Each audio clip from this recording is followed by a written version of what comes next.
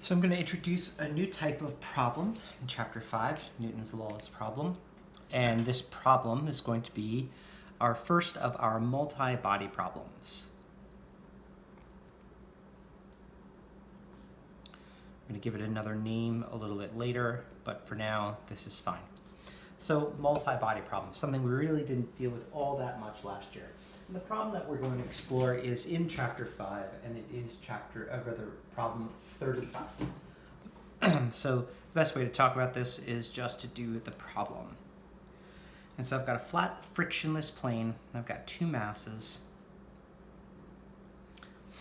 that are connected by a rope, and that there's a force pulling to an applied force pulling to the right on this.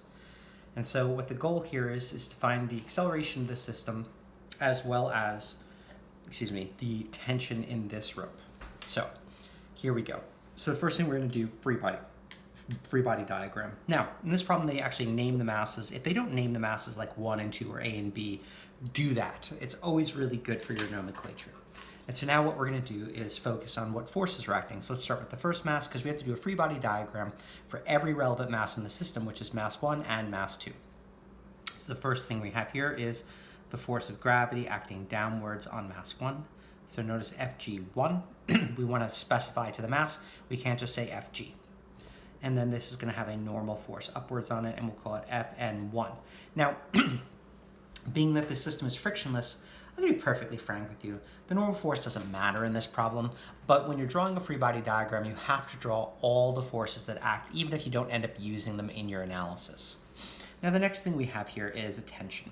And so remember something important about a tension. A tension force pulls away from the force in question, from the object in question, right? Tensions can't push. So because I'm looking at object 1, the tension force here would act in this direction. So here's the thing, what do we want to label it? Well, we're going to do capital T, but let's do a little bit better than that. Because this is a force of interaction between mass 1 and 2.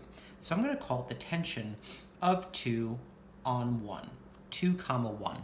It's a really good nomenclature, right? Because it suggests that that force is going to appear in multiple places on your diagram between the relevant masses.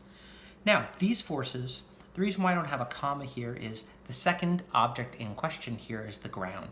I don't particularly care about the ground in this problem, so I'm not going to have a second object in terms of commas labeled with my forces. All right, let's come over here to mass 2. So I've got Fg2, I've got Fn2, I've got my T1 on 2, right? And then the applied force, which they just called F. All right, so now, step 1, free body diagram, done. Step 2 is we want a axes and declaration. So our first axis that we're going to put down is along the axis of most likely acceleration. So here we go. That's going to be the horizontal axis right here. I'm going to say to the right is positive. Now, if you look back in your notes, it tells you something very specific about the second axis. It says that the second axis is everywhere perpendicular to the first. The reason for that in this problem is I'm just going to draw an axis here, positive y. I'm going to draw a separate axis here that is also positive y. It seems a bit redundant for this problem because we don't care about the y-axis anyway, but trust me, that's going to come into play in the next problem we're going to look at, and in future problems as well. Step 3 would be drawing any components of any figures. So none of these forces have components, but if we were to have components, we would draw them in with full arrows, labels, and arrowheads. We want to write our knowns. Now in this problem, they tell us that M1, M2, and F are our knowns, meaning the two things that we have to find, A of any of the objects, and the tension have to be there for in terms of M1, M2, and F. So those are our knowns. So let's just get down to it, and we're going to do this the hard way, and then we're going to do this the easier way. The first, quote-unquote, the hard way, is going to be to to establish a sum of forces equation for each relevant mass in each relevant direction. Now the only relevant direction here is the x, but I have two relevant masses, so I'm going to have two sum of forces equations. So the sum of the forces in the x direction on mass 1 is equal to mass 1 ax1. Right? So there we go. Very consistent in terms of our nomenclature. And it's not just F sum of forces equal MA. No, it's very clear what we're talking about. And even so, I've even spatially organized it underneath the mass in question. So remember, this side gets replaced with the forces that are the sum of forces in the x direction. In this case, I just have a positive T2, 1. So that's it. Positive T, 1 is M1AX1. Next, coming over here, I've got sum of forces in the x direction 2 is equal to M2A2X. And here I've got F, positive F, minus T1 on 2 is equal to M2A2X. Now, we talked about another way to do this. If you wanted to do it, you could do vector F plus vector T2, 1 is equal to M2A2X, and eventually you'd be plugging in a negative there. I just think on these problems with variables that solution methodology is kind of broken because people forget to apply the negative sign. I think that's better just to construct your equation here with your positives and negatives here, right? Now remember then, that is, just so that we're clear on this, this is positive magnitude of T2 on 1, positive magnitude F, positive magnitude T1 on 2. We're just leaving off the magnitude sides here because we've agreed that they are implicitly there. All right, so now I want to solve this. Unfortunately, I have seemingly 3 variables. I have T2 on 1, T1 on 2, A2X, actually 4 variables, and AX1. So what do we do here? Well, the first thing we're going to do here is we're going to recognize that the magnitude of T2 on 1 is equal to the magnitude of T1 on 2, and because of Newton's third law. We're going to be explicit about that in our problem. In every sort of multi-body problem, there's going to be some sort of connective tissue between the masses. In this case, the connective tissue is a tension.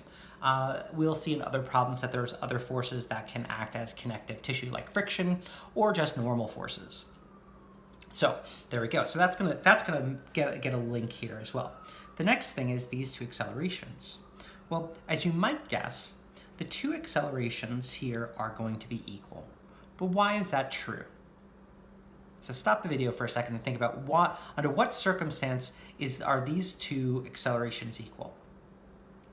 All right, so hopefully what you came up with is as long as this rope in between them doesn't stretch, break, or like go slack, then these two objects, if I move two, a meter to the right, one moves a meter to the right. If I remove one a meter to the left, two moves a meter to the left. Right? As long as that rope doesn't go slack, these two objects move equal distance in equal times. And that's going to be our main thing. And here it goes. I'm going to say the distance at object 1, or rather we'll say that these go equal distance in equal time. Therefore, A1x, or actually x1, I flipped the subscripts, is equal to A 2x, I flipped it there too. We'll just say it's equal to A of this system, okay? Because that way we can replace this for these and it's going to be a lot better. So that equal distance and equal time is super important, and we're going to be explicitly using that in a lot of these multi-body problems. Now, it's important about that equal distance and equal time caveat in order to do that. So here we go. What can I do with that? Well, what I can do now is replace this into here. So this becomes F minus, and this is M1AX1. Actually, we'll say A cis now is equal to M2, and we're going to replace this with A cis as well, right? Subtract that over, add that over into the other side. M1A cis X, we'll call A cis X. Plus M2 A cis X, factor it out, and then we get A cis X is equal to F over M1 plus M2. So that's great. So there we go.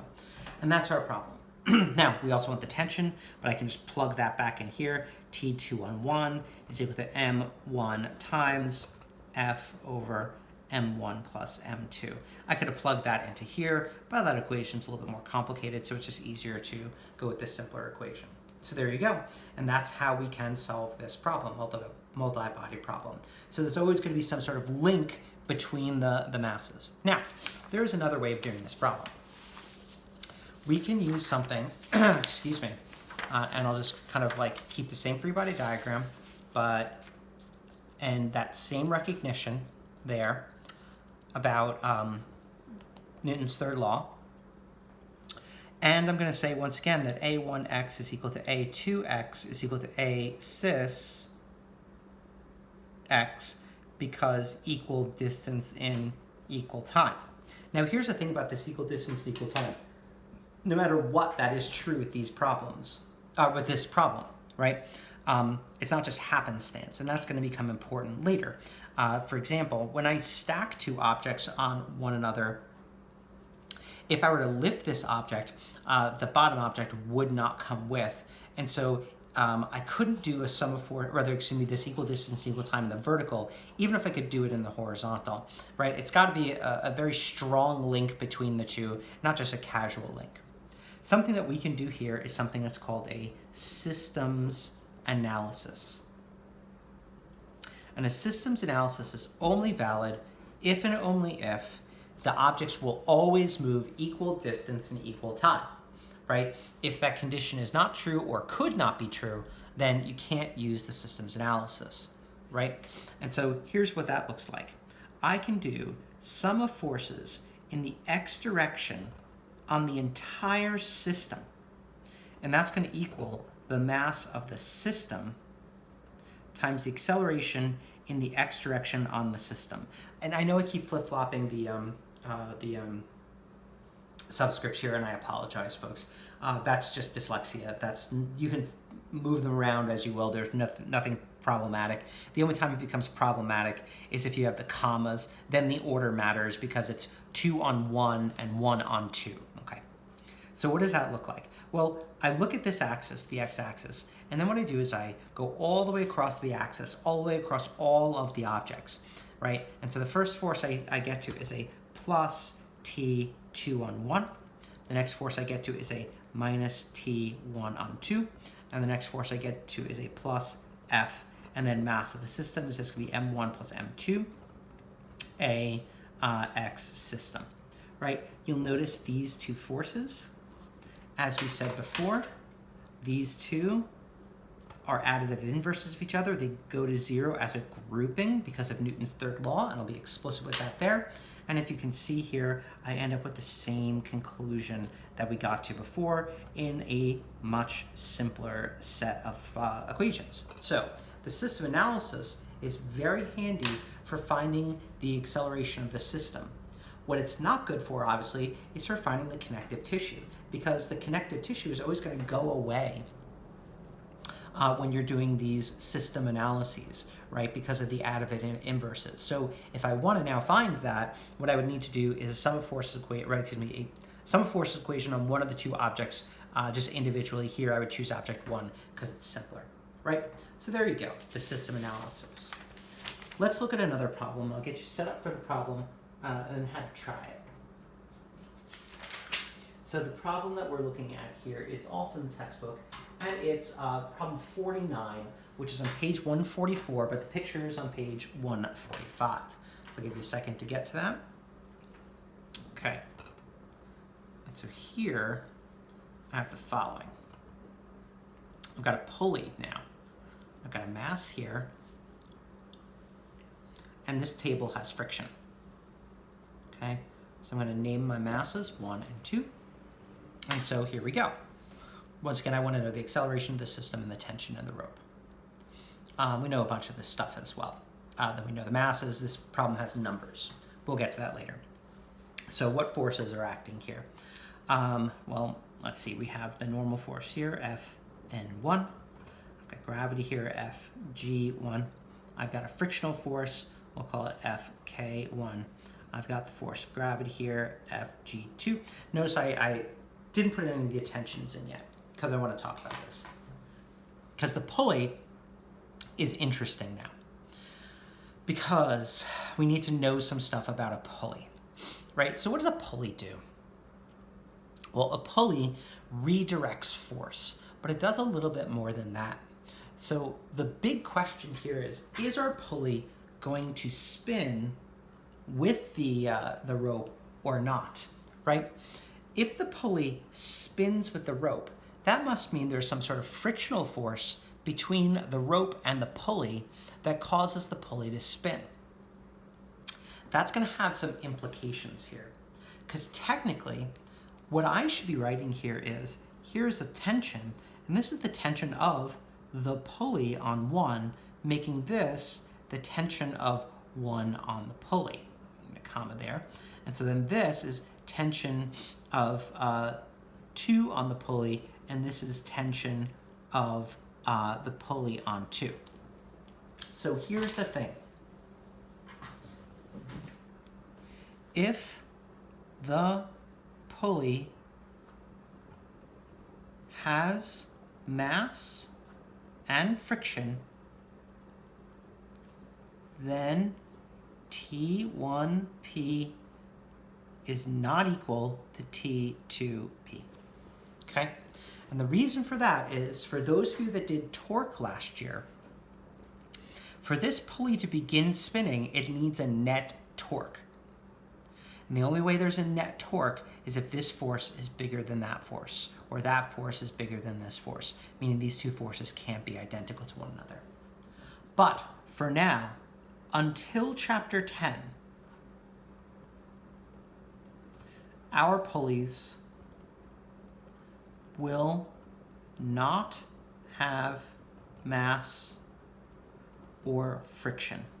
Okay, so what it is just the rope kind of just runs over the top of it without getting the pulley itself to rotate.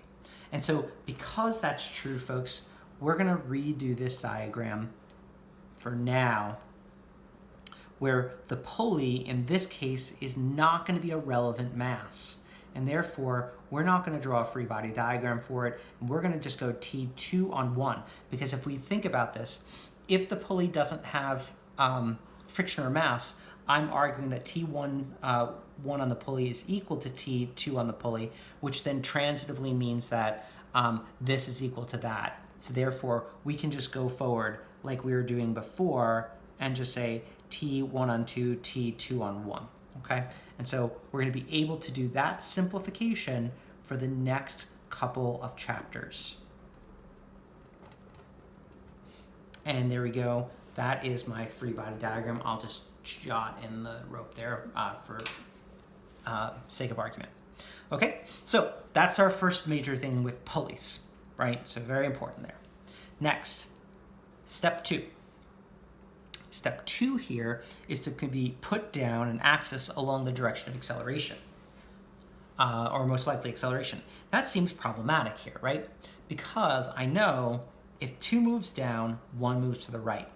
But if 1 moves to the left, like if I were to pull this thing, right? If 1 moved left, 2 would move up. It seems like those two function along different axes. But what we can do here is something a little clever. Because their motions have a causal relationship between each other, I can be a little sneaky. And the sneaky thing that I'm going to do here is, once again, I'm going to have a because statement there. I can bend the axis and make that my positive x-axis. That's my negative x-axis. And the reason I can do that is because the motions of 1 and 2 are linked, right? Once again, they will move equal distance in equal time. And that's why I was doing distance, folks, not displacement, right? To kind of get us away from the vector trick there. Because if 1 moves this way to the right 1 meter, that moves down 1 meter, it's 1 meter and 1 meter, right? There's a causal link between the distances that they will move. Because that's true now, A1x is equal to A2x is equal to A cis x, and I'm able to call this whole axis the x-axis. So bending axes is totally allowable as long as we have something like a pulley there that allows the motions to have causal relationships with each other. Now, the next thing is, remember, the second axis is everywhere perpendicular to the first, meaning here's my y-axis here, and actually here's my y-axis here. It doesn't happen to matter except no forces along it, but there you go, right? When you bend your axes, therefore, those y-axes at each individual point along the x-axis might point in different directions, and that is fine. So with this, you actually have enough information in order to solve this problem. So what I'm going to do is, in another video, I'm going to solve this problem for you, as well as another problem in the textbook, number 34. But I'd like you to give those a whirl for yourself. That's what we would have done in class, just to try it out, to see if you can find out what the acceleration of this system is, as well as what that tension is, given the parameters that are listed.